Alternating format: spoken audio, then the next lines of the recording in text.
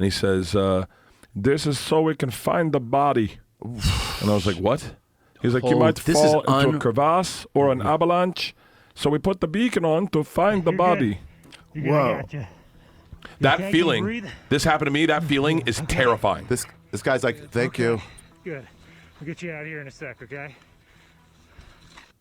He was panic. dead. The panic. He knew he was dead, I'm feeling too. panic watching The this. panic. he So was what dead. happens is, like what happened to me when we were heli skiing, is I fell face forward in powder. I'd never snowboarding in powder. 4 feet of powder is very different than snowboarding.